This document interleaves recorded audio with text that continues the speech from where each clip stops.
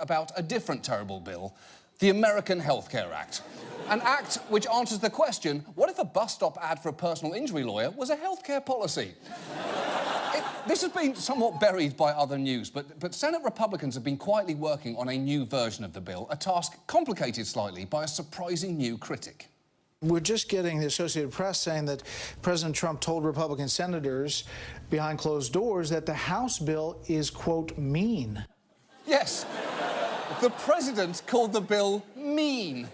And then he presumably folded his arms, stamped on the ground, screamed until he tuckered himself out and fell asleep right there on the floor. Nap it off, big guy. And you know what? That's a little hard to hear coming from a man who celebrated that mean bill's passage at a Rose Garden ceremony. But perhaps he knows that this bill is incredibly unpopular. One analysis found it doesn't enjoy a plurality of support in any state in the country, which is amazing. You can't get all 50 states to agree on anything. You can only get 49 states to admit that Delaware sucks. And the holdout, by the way, Minnesota. They're just too nice to admit the obvious. And Republican senators say that their bill will be gentler, but it is hard to know that, given that very few people have seen it, and they're reportedly planning to bypass the committee hearing and markup process, vastly limiting the amount of changes that can be made. And they also seem strangely unprepared for the pushback that they've been getting.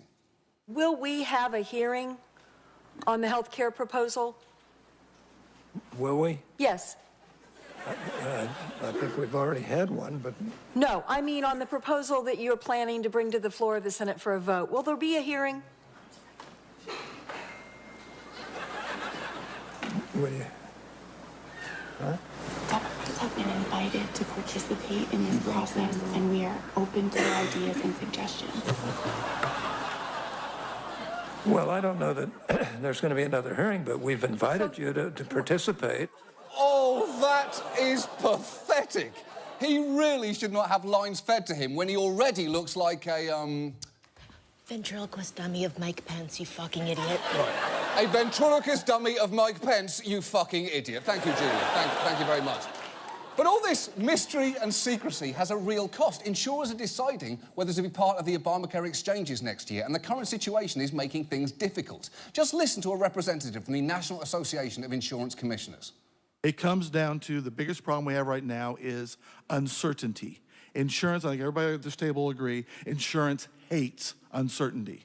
Yeah, of course insurance companies don't like uncertainty. They like consistency and predictability. This is an industry where a duck has been a company spokesperson for 18 fucking years. But that uncertainty is really taking a toll. Anthem pulled out of the Obamacare marketplace in Ohio, citing, among other things, continual changes in federal operations, rules and guidance. And yeah, that will happen when no one knows what the law is even going to be. And yet one of the prime drivers of all this chaos seems oddly cavalier about that Anthem news and also the prospect of people losing coverage. Just yesterday, we learned that the last statewide insurer in Ohio is leaving. Have you folks heard about that? That's it. Bye-bye. Wave goodbye. What a mess. OK, we all need to remember that sentence, because those may be the exact words that Trump uses one day as a mushroom cloud explodes across America. Bye-bye, wave goodbye, what a mess.